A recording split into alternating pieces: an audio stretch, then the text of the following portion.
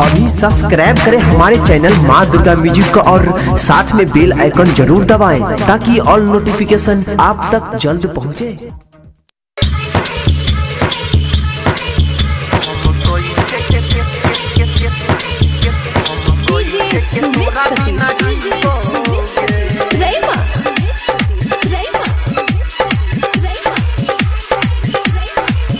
जान कर दोसरा से शादी हम कैसे के तोरा बिना जीवोगे, कैसे के तोरा बिना जीवोगे। जान कर दोसरा से शादी हम कैसे के तोरा बिना जीवोगे।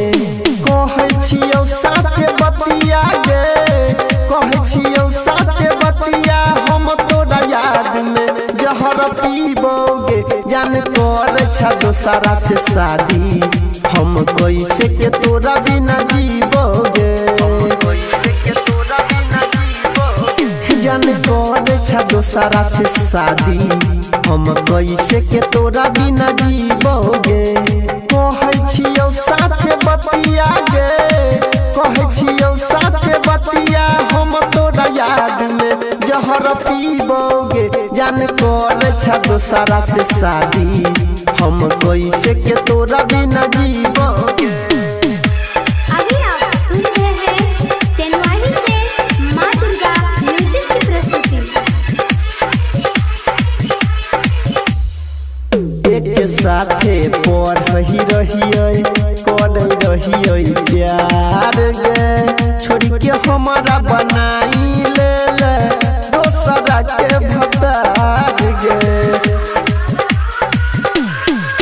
एक साथे पढ़ही रहिए कर रहिए प्यार गे, छोड़ी के हमारा बनाई ले दोसरे के भतार गे। जाछि तू जो बात करी है गे, जाछि तू जो बात करी है सोचल सपना के हम नहीं भूलेबोगे। जान कर दोसरा से शादी हम कैसे के तोरा बिना जीवोगे।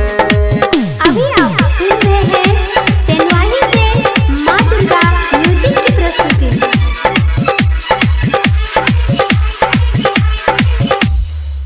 प्यार करे के कैसन देवता बनेला कोई रिवाज गे, तोरे खातिर दिलावा हमर तरफ गोदियाज गे।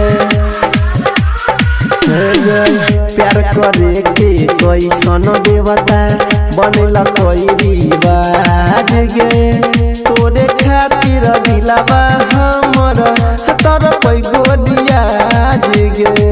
राइटर सोनू प्रजापति गे, राइटर सोनू प्रजापति गायक अनिल से मंगिया भरइबे गे। जान कर दोसरा से शादी हम कैसे के तोरा बिना जीवोगे।